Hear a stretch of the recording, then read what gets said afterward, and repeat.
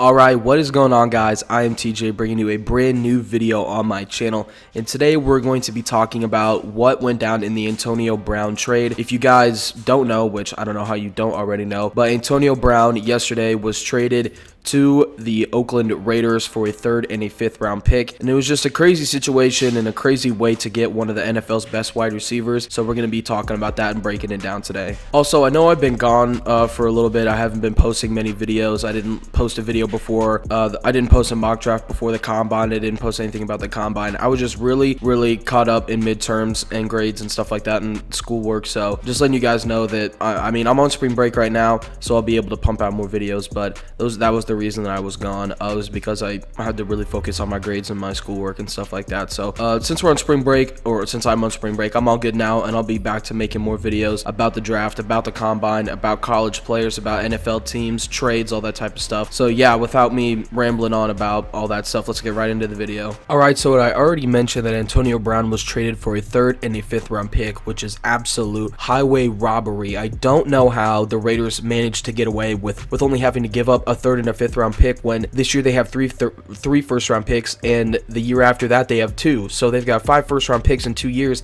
and they don't give up any of those or even any second rounders, and they're giving up 2 mid round picks, a 3rd and a 5th. Obviously, I already said that. That is a great deal to make if you are the Raiders, but a bad deal to make if you are the Steelers. But we're going to get more into why I think both teams won in that trade. But, you know, he is traded. He is a part of the Oakland Raiders now, and they restructured his contract to make him the highest paid wide receiver. But before all of that happened, there were trade talks about him possibly going to Buffalo. Ian Rappaport, Adam Schefter, a lot of the big NFL reporters were reporting on it. And then he came through on one of the NFL's posts that they made, like breaking the trade. Like they posted breaking trade talks between the Steelers and Bills have escalated. AB might be going there, all that kind of stuff. And AB said fake news, and everybody was like, okay, well, maybe he might go there, maybe he won't. And then in about an hour and a half, the trades to Buffalo just fell apart. They couldn't really find a medium, like an asking ground. I guess the Steelers were probably asking too high, and the Bills were like, well, we know you don't want him in the locker room, so why don't you just give him to us for really cheap? And they were like, well, blah, blah, blah. And then that whole thing went on. So those trade talks fell apart, and then 48 hours later, he becomes a Raider. Like I already said earlier, the Raiders giving up a 3rd and a 5th round picks, which is way lower than what he is, like than what his value is. To me, I mean, especially trading him to a team like the Raiders, who have 5 first-round picks in the next 2 years, I would have expected, if I was the Steelers, I would have said, you know, give us a first round next year and we'll be happy with it. Like, give us a 5th this year and a first next year, and we'll be fine. That would have been a good trade for me, but I mean, maybe the Raiders were asking like way too low of that. Maybe they were like, no, we don't even want to give you that. And then the Steelers at the end of the day were like, well, we don't really want him in the locker room anyway, so we're just going to give him up. Which I totally understand, and them giving up his contract also, which for me would be priority, because I feel like Juju is good enough to be a #1 wide receiver on his own. This wide receiver class is pretty good in the middle round, so I feel like if the Steelers go after a guy like in the 2nd or 3rd round just as a solid #2 wide receiver, then I feel like they'll be good in terms of the pass game. But Le'Veon Bell was just such a big difference maker in the running and in the passing game when he played, and I just feel like he was probably more important to the team than Antonio Brown, mainly because Antonio Brown was always complaining about not getting enough touches. Even though he had, you know, 1,400 yards and 15 touchdowns this year, he was still mad with not getting enough touches, it's just amazing to me that you're on a team with so many superstars and so many young and up-and-coming players, and all you care about is your touches. Like, you got to care about other people, and you got to care about the team as a whole if you want to win and you want to succeed in this league. But he's just a guy that seems to me that he only cares about himself and getting his bag, which at some points it's good to care about that stuff, because you have to care about your family and all that stuff, and you have to care about your well-being and, you know, life after football. But he already had a huge contract, and he didn't necessarily have to prove to any other teams that, look, I can do all this. I can get a big contract, not just from the team that drafted me, but from any free agent team. He didn't really have to prove that, but he still had that mindset that he really needed to. So Now, just talking about how this impacts the Oakland Raiders, or I think they're going to be playing in Los Angeles this year. I think they're playing at the Coliseum, so it's just the wherever Raiders. The wherever Raiders, how Antonio Brown affects the wherever Raiders. He gives Derek Carr a very solid, he's better than solid. He's a top 5 wide receiving option in the NFL. He's a veteran wide receiver. He's got great hands. His routes are crisp. He can catch contested passes. He does a lot of things that Amari Cooper couldn't do, and I feel like the hype around Amari Cooper was just the size and speed combo. His hands were really inconsistent. Sometimes the routes were good, sometimes they weren't. He struggled catching contested passes, but if he could get open on a comeback or a slant or a go, then he was going to catch it and take it to the house. But Antonio Brown could get open on any route against any player guarding him.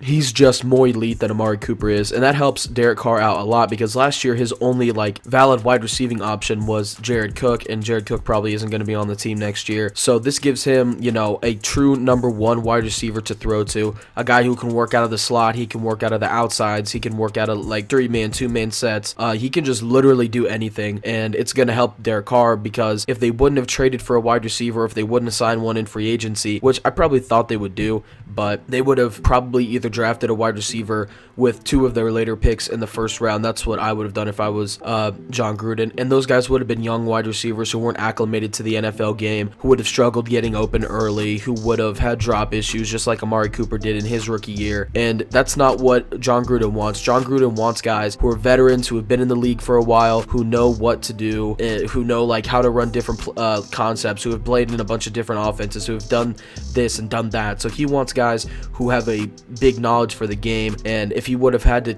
take a wide receiver in the first round, I don't think he would have liked to do that. So this, helps them not wasting a draft pick on a wide receiver, and it gets them a good veteran wide receiver weapon. Just a great weapon, a great veteran wide receiver weapon. And people were like, oh, John Gruden doesn't know how to use his players. Derek Carr sucked last year. Marshawn Lynch sucked last year. Their running backs sucked. Their wide receivers sucked. None of them were really that good. Derek Carr wasn't that good. The protection from the O-line really wasn't there. He was getting sacked a lot, so it was just not a good year overall for pretty much everybody who played in the Raiders system. It was their first year playing in this new system under John Gruden, but John Gruden, if there's one thing that he knows how to use, it is veteran wide receivers. He's had a lot of guys in his day that have produced really well under him, even in their old ages. And I'm not saying that Antonio Brown's super old, but he is definitely of veteran status. He's nearing the end of his career probably. He's not going to be a guy like Tom Brady who plays till he's 42 or 43 or whatever. And AB's probably got probably 3 or 4 more good years left. And I say good,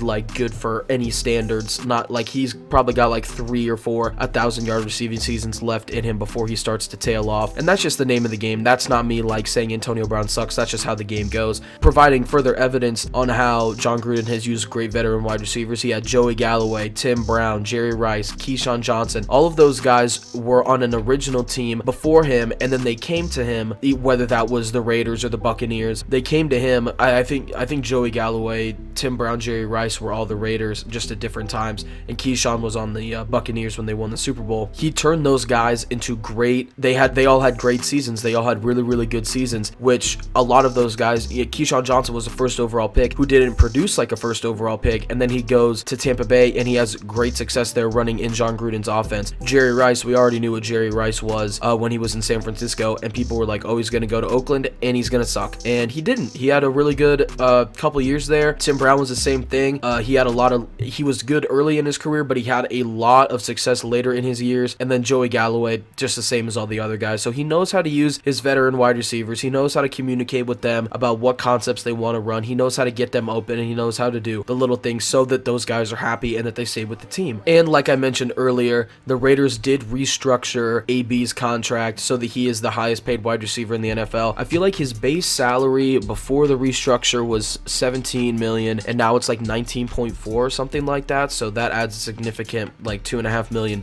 And this will definitely affect how Tyreek Hill gets paid, because the Chiefs have been in talks with him about paying his contract, and they want to make him the highest paid wide receiver in the NFL, which means they're going to have to pay him more than the $19.5 million that Antonio Brown is now getting from the Oakland Raiders. So maybe he'll be, self-conscious and team conscious and like, well, we want to sign guys in free agency, like maybe a Landon Collins, maybe a HaHa Clinton Dix, maybe an Earl Thomas. And I know that the offense works, so why not just, restructure my contract to where I make a little bit more, but not a ton more, so that we can go out and get some defensive weapons. If I were Tyreek, you know, as a fan, that's what I want to happen. I want him to be happy with the money that he's getting, first of all. But second of all, I want the team to be good. And if we're spending all of our money on our quarterback, wide receiver, tight end, and tackle, and we've got a couple guys that are paid well on the defense, I don't want there to be no money to go out and get guys like Landon Collins and Clinton Dix and Earl Thomas and Tyrann Mathieu. I want there to be money for us to spend in free agency. So as a fan, I want Tyreek to take less money, but as a person who knows football and who knows the lifestyle and who knows the game, you got to get your bag. And Tyreek has been chasing that bag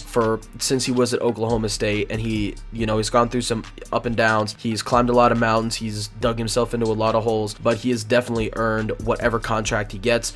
As a fan, though, I'm just hoping that it really helps the team out in terms of flexibility and allowing us to pursue other, options on the defensive side of the ball in free agency. And another point of view as a Chiefs fan from this whole trade is Antonio Brown is now in our division, so we've got to play him 2 times a year, maybe even in the wild card in a couple years if they get there. I don't know if that'll even happen, but that's just hypothetically talking. That scares me because there's not really anybody on our team who can one-on-one shut AB down. Like, I think that he had a pretty good game when we played the Steelers in like week 2 of last year. I think it was the second week of the season.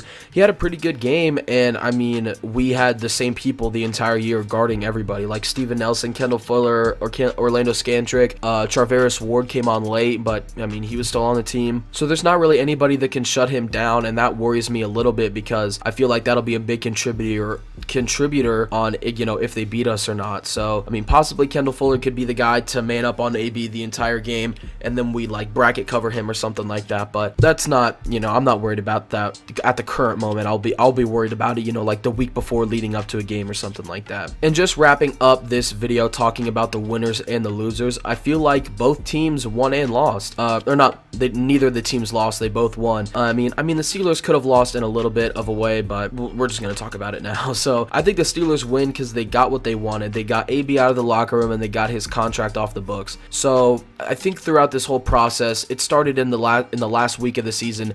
AB didn't show up to practice, and when he did show up to practice, he was being a diva, and then he said, "Oh, I've got a back issue, or I've got a knee issue," and Tomlin's like, "Okay, well then you're gonna sit the game if you've got a knee issue," and then he was like, "Okay," and then Tomlin was like, "Well, we still want you to show up to the game just like anybody else who's injured and stand on the sideline and support your teammates," and then he just dipped at halftime. So that's when you kind of figured out, if you were a Steelers fan or in the organization, that this guy probably isn't going to be on the team going forward. Now, they got what they wanted in terms of that, but they do lose a very, very good wide receiving weapon, but I feel like they'll be able to overcome that, especially with the draft class being pretty good in terms of wide receivers. And the Raiders, they win bigger because they only had to give up a 3rd and a 5th round pick this year for a top 5 wide receiver, and they get to keep all of their firsts for this year. So they get 3 first round picks this year, 2 next year. They are living their best life. If you're an Oakland Raiders fan, or if you're in their front office, or if you're on their team, you're living your best life because you're getting a top 5 wide receiver. You didn't have to give up any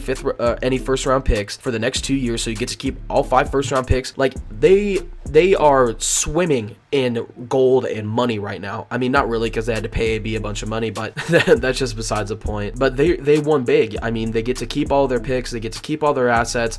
They didn't have to trade any people. If I were the Steelers, like, maybe a player I would have asked for was maybe Carl Joseph or Garyon Conley, but if they just wanted AB and they were just like, we don't want him anymore. If that's what it had come to, then I can see why they didn't ask for anybody or any players or anything like that. But we don't know what was asked for and what wasn't asked for and all that stuff, so we can't really speculate and say, oh, they should have done this, should have done that. What's done was done, and AB is now a member of the Oakland Raiders. Guys, if you did enjoy the video, please leave a like and subscribe. Comment on your in the comment section down below what your thoughts about the trade are. I am going to be posting more videos since I am on spring break and I don't have to worry about school or anything like that. So there's going to be mock drafts, combine videos, college football videos, versus series, and you can name it, anything. Like, if a trade goes down, I'll be posting a video about it as soon as it comes out. And like I said, if you did enjoy the video, please leave a like and subscribe. It really does help the channel grow. And that's going to do for me, guys. I am TJ, and I'll see y'all next time. Peace.